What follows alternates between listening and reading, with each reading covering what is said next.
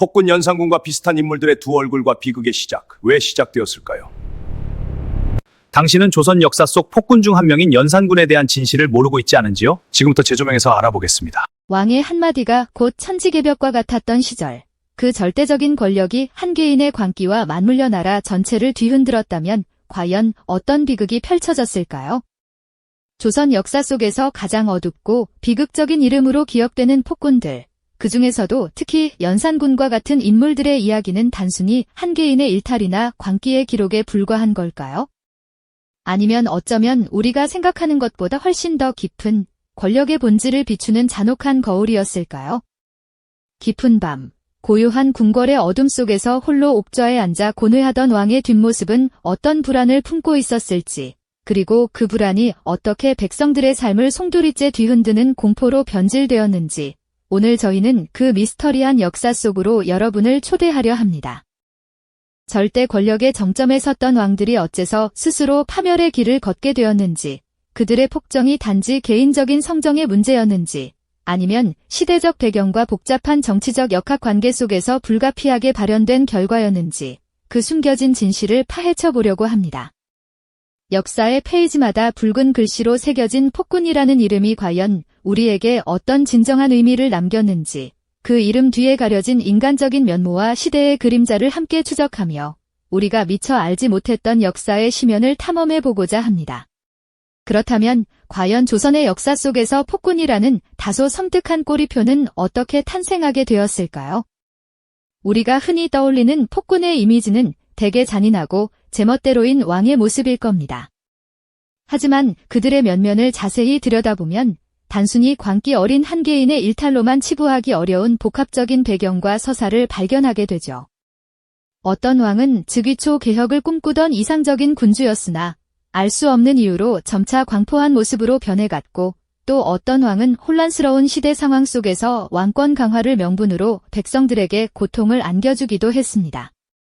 이처럼 폭군으로 불리는 조선 왕들에게는 몇 가지 공통점이 있었지만 동시에 각자의 사연과 그 폭정의 양상은 사뭇 다른 모습을 보이기도 합니다. 단순히 개인적인 성향이나 인격적인 결함 때문에 폭정을 저지른 것일까요? 아니면 그들을 둘러싼 시대적 배경과 당시의 권력 구조, 그리고 그들이 처했던 특수한 상황들이 결국 폭정을 발현시키는 촉매제 역할을 했던 것은 아닐까요? 역사가 우리에게 전하는 폭군의 이미지는 과연 온전한 진실만을 담고 있는 것일까요? 아니면 승자의 기록 속에서 특정 프레임에 갇혀버린 왜곡된 모습일 수도 있을까요? 아마도 우리는 그저 몇 줄의 기록과 드라마 속 강렬한 장면들을 통해 폭군을 단편적으로만 기억하고 있을지도 모릅니다. 하지만 왕의 초상화가 보여주는 단호한 얼굴 뒤편에는, 혹은 백성들의 고통스러운 표정 속에 담긴 절규 속에는, 그리고 텅 빈 옥좌가 뿜어내는 웅장하면서도 고독한 기운 속에는 우리가 상상할 수 없는 수많은 이야기와 고민들이 숨겨져 있을 겁니다. 오늘 이 시간, 우리는 그저 폭군이라는 낙인을 찍는 것을 넘어 그들이 왜 그런 길을 걸을 수밖에 없었는지, 그리고 그들의 통치가 남긴 비극적인 흔적들이 우리에게 어떤 질문을 던지는지 함께 고민해 보고자 합니다. 이제 우리는 조선 역사상 가장 논란이 많은 왕 중 한 명이자 폭군의 대명사로 불리는 연산군의 이야기부터 시작해 볼까요? 그는 즉위 초만 해도 제법 개혁적인 면모를 보이며 민생을 살피려 노력했던 왕이었습니다. 하지만 어머니 패비윤 씨의 비극적인 죽음에 얽힌 진실을 알게 되면서 그의 성정은 걷잡을 수 없이 급변하기 시작했죠.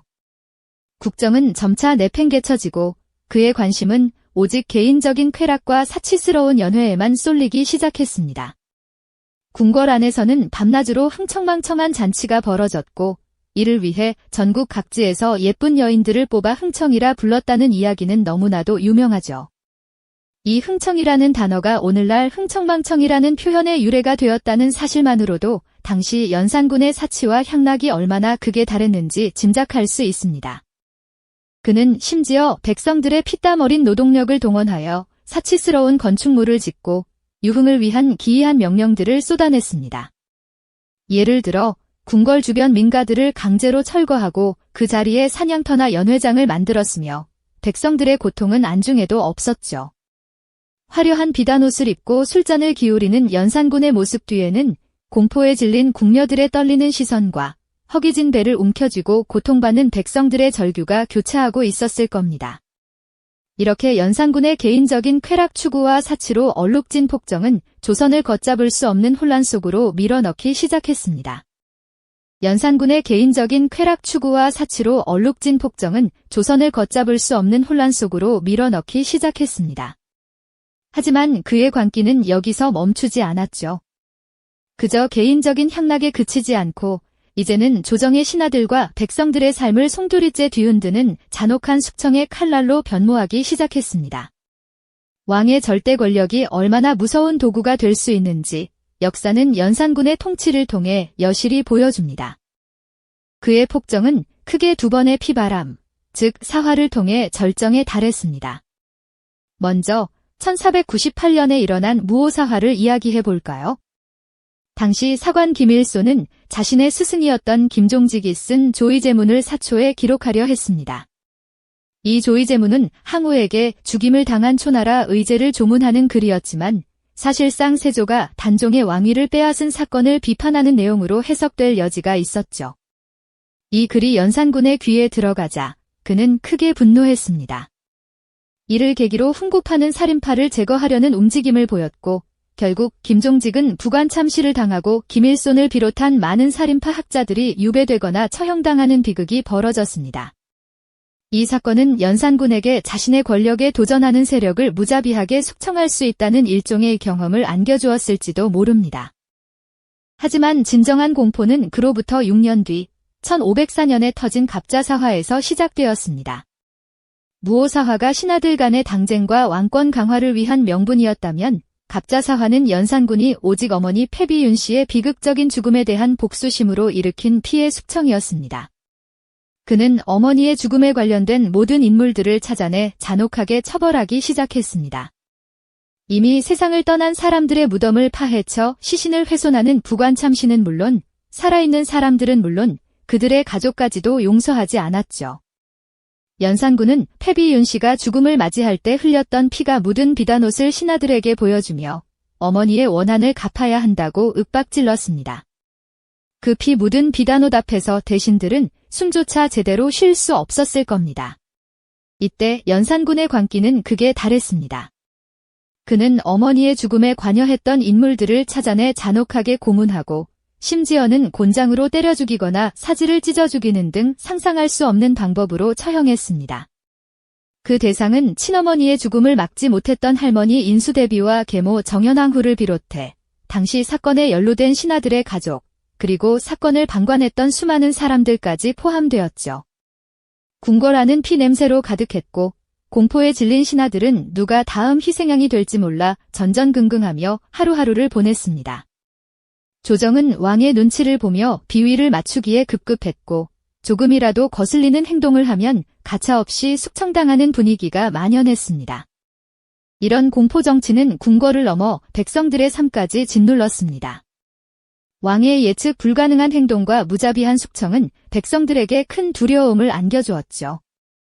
연산군은 자신의 심기를 거스르는 자는 누구든 가차없이 죽음에 이르게 했고 감히 왕에게 직언을 올리거나 비판하는 목소리는 찾아볼 수 없게 되었습니다. 칼날이 번뜩이는 숙청 현장과 끌려가는 신료들의 모습, 피 묻은 비단옷이 상징하는 비극적인 어머니의 죽음은 왕의 광기와 복수심이 얼마나 무서운 결과를 초래하는지 생생하게 보여주었습니다. 결국 연산군의 통치는 개인적인 쾌락과 사치를 넘어 나라 전체를 극심한 공포와 혼란 속으로 몰아넣고 말았습니다. 왕이 곧 법이었던 시대에 한 왕의 광기가 나라를 어떻게 파멸로 이끌 수 있는지 적나라하게 보여주는 사례라고 할 수 있겠죠. 연산군의 이야기는 한 왕의 개인적인 광기와 복수심이 얼마나 끔찍한 결과를 초래하는지 생생하게 보여주었죠. 그런데 조선 역사에는 연산군과는 또 다른 방식으로 폭군이라는 꼬리표가 붙은 왕이 있습니다. 바로 광해군인데요. 그는 즉위 초부터 임진왜란 이후 폐허가 된 나라를 재건해야 하는 막중한 과제를 안고 있었습니다. 온 국토가 불타버리고 백성들의 삶은 피폐해진 상황에서 왕위에 오른 광해군에게는 무너진 궁궐들을 다시 세우고 민생을 안정시켜야 할 책임이 있었죠. 이러한 배경 속에서 광해군은 왕권을 강화하고 나라의 기강을 바로잡기 위한 여러 정책을 펼쳤습니다. 특히 명나라와 신흥 강국인 후금 사이에서 누구의 편도 들지 않고 실리적인 중립 외교를 펼쳐 전란의 위협으로부터 조선을 지키려 했던 그의 노력은 오늘날까지도 뛰어난 외교적 수완으로 재평가받고 있는 부분입니다. 하지만 그의 이러한 외교적 성과에도 불구하고 광해군의 통치 내부에는 깊은 그림자가 드리워져 있었다는 사실을 우리는 잊어서는 안 됩니다. 겉으로는 국난 극복과 왕권 강화를 명분 삼았지만 그 이면에는 피로 얼룩진 비극적인 결정들이 숨어 있었으니 바로 폐모살제가 그것입니다. 자신의 이복 동생인 영창대군을 강화도로 유배 보내 결국 차가운 죽음을 맞이하게 하고 친어머니나 다름없던 인목대비를 서궁에 유폐시키는 폐륜적인 행동을 서슴지 않았죠. 한나라의 왕이 어찌 감히 어머니를 폐위시키고 어린 동생을 살해할 수 있느냐는 비판은 당시 유교적 가치관이 지배하던 조선 사회를 발칵 뒤집어 놓았습니다.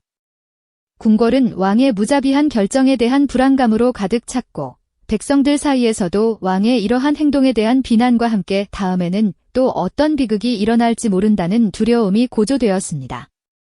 이처럼 광해군의 왕권 강화는 단순히 국가 재건을 넘어 피로 얼룩진 숙청과 무자비한 결정들로 점철되어 있었습니다. 더욱이 임진왜란으로 불타버린 궁궐들을 재건하는 것은 분명 필요한 국가적 과제였지만 그 과정에서 무리하게 추진된 대규모 토목 공사들은 백성들의 삶을 더욱 힘들게 만들었습니다. 오랜 전쟁으로 겨우 숨통을 트려는 백성들에게 과도한 부역과 징발, 그리고 막대한 세금은 견디기 힘든 고통으로 다가왔죠. 궁궐이 하나둘씩 화려하게 재건되어 웅장한 모습을 드러낼수록 그 아래에서 고통받는 백성들의 신음소리는 더욱 커져만 갔습니다. 마치 불타버린 폐허 위에 거대한 궁궐이 우뚝 솟아나는 동안 백성들의 삶은 다시 한번 희생되고 피폐해져 가는 듯한 아이러니한 상황이었던 겁니다. 옥좌에 앉아 고뇌하는 광해군의 모습은 어쩌면 이러한 백성들의 고통을 외면한 채 오직 자신의 권력만을 굳건히 하려 했던 그의 비극적인 고뇌를 상징하는 것일지도 모릅니다. 결국 광해군의 이러한 폐모살제와 백성들의 부담을 가중시킨 무리한 토목 공사는 그에게 등을 돌리는 세력을 키워냈고 마침내 긴조반정이라는 비극적인 결말을 맞이하게 됩니다. 백성들의 고통을 외면하고 유교적 윤리라는 대의를 저버린 왕은 결국 민심을 잃고 왕위에서 쫓겨나게 되는 것이죠. 폐위되는 순간 인목대비의 절규와 함께 그의 비극적인 운명은 역사의 한 페이지를 장식하게 됩니다. 광해군은 뛰어난 실리 외교라는 안목을 가졌음에도 불구하고 내부적인 폭정으로 인해 결국 폭군이라는 이름으로 역사에 기록된 참으로 복합적인 평가를 받는 왕이라고 할 수 있습니다. 연산군이 개인적인 광기와 복수심으로 나라를 파멸시켰다면 광해군은 왕권 강화라는 명분 뒤에 숨겨진 잔혹한 결정들로 인해 스스로 몰락의 길을 걸었다고 볼 수 있겠죠. 그의 이야기는 단순한 선악의 이분법으로는 설명할 수 없는 권력의 복잡한 속성과 그 그림자를 우리에게 생생하게 보여주고 있습니다. 광해군의 비극적인 운명은 그렇게 역사의 한 페이지를 깊이 새겨 넣었습니다. 뛰어난 외교적 감각과 실리적인 안목을 가졌음에도 불구하고 결국 내부적인 폭정과 백성들의 고통을 외면한 대규모 토목 공사로 인해 폭군이라는 이름으로 기억되게 되었죠. 연산군이 개인적인 상처와 광기로 나라를 파멸의 길로 몰아넣었다면 광해군은 왕권 강화라는 대의 명분 뒤에 숨겨진 잔혹한 결정들로 인해 스스로 몰락의 길을 걸었다고 볼 수 있을 겁니다. 이 두 왕의 이야기는 단순한 선악의 이분법으로는 결코 설명할 수 없는 권력의 복잡한 속성과 그 짙은 그림자를 우리에게 생생하게 보여주고 있습니다. 이처럼 조선의 두 왕, 연산군과 광해군의 파란만장했던 통치와 비극적인 몰락을 들여다보면 권력이라는 것이 얼마나 양면적인 얼굴을 가졌는지 새삼 깨닫게 됩니다. 한 명의 왕이 가진 절대적인 힘이 어떻게 나라와 백성들에게 상상할 수조차 없는 고통을 안겨줄 수 있었는지, 그리고 그 폭정의 씨앗이 과연 어디서부터 자라나기 시작했는지를 우리는 두 눈으로 목격한 셈이죠. 연산군의 이야기가 어쩌면 개인적인 복수심과 트라우마, 그리고 그로 인한 광기가 걷잡을 수 없이 폭주하며 나라를 지옥으로 만든 극단적인 사례였다면 광해군의 이야기는 혼란한 시대 속에서 왕권을 공고히 하려던 현실적인 노력이 어떻게 백성의 삶을 짓누르는 폭정으로 변질될 수 있었는지를 보여주는 씁쓸한 교훈일 겁니다. 이들의 통치 방식이 서로 달랐을지언정 결국 백성들의 고통을 외면하고 자신의 권력을 최우선으로 삼았다는 점에서 두 왕의 길은 비극적인 종착역으로 향했죠. 폭군이라는 이름 뒤에 숨겨진 인간의 깊은 욕망과 불안, 그리고 그 모든 것을 집어삼킬 수 있는 절대 권력의 본질을 우리는 이 두 왕의 삶을 통해 깊이 들여다보게 됩니다. 역사는 단순히 지나간 과거의 기록이 아니라 인간 본성과 사회 구조, 그리고 권력이라는 이름의 잔혹한 거울이 되어 우리에게 끊임없이 질문을 던지는 것이 아닐까요? 그렇다면 이처럼 아득한 과거의 폭군 이야기가 과연 오늘날의 우리에게는 어떤 의미로 다가올까요? 왕이 곧 법이었던 시대는 지났지만 권력이라는 속성은 여전히 우리 사회 곳곳에 존재하고 있습니다. 절대적인 힘은 언제든 폭정으로 변질될 수 있다는 역사적 경고는 시대를 초월하여 유효한 진리처럼 다가오죠. 이들의 이야기는 우리에게 진정한 리더십이란 무엇인지, 그리고 권력이 올바른 방향으로 나아가기 위해서는 어떤 감시와 견제가 필요한지에 대한 중요한 교훈을 제시해 줍니다. 우리는 역사를 통해 과거의 실수를 되풀이하지 않으려는 지혜를 얻고 더 나은 미래를 만들어갈 힘을 기를 수 있습니다. 연산군과 광해군의 이야기는 단순히 한 왕조의 비극적인 단면을 넘어 인간의 탐욕과 권력의 어두운 이면을 성찰하게 하는 깊은 울림을 선사합니다. 역사는 반복된다는 경고처럼 우리는 이들의 이야기를 통해 어떤 리더를 선택해야 할지, 어떤 사회를 만들어가야 할지 스스로에게 질문을 던지게 되는 것이죠. 그 질문에 대한 답을 찾아가는 과정이야말로 우리가 역사를 배우는 진정한 이유가 아닐까요? 이 질문과 함께 오늘 이야기는 여기서 마무리 짓겠습니다. 이 영상이 도움이 되셨다면 좋아요와 구독 부탁드립니다. 여러분의 응원이 제게 큰 힘이 됩니다. 다음 영상에서도 더 유용한 정보를 공유하겠습니다. 감사합니다.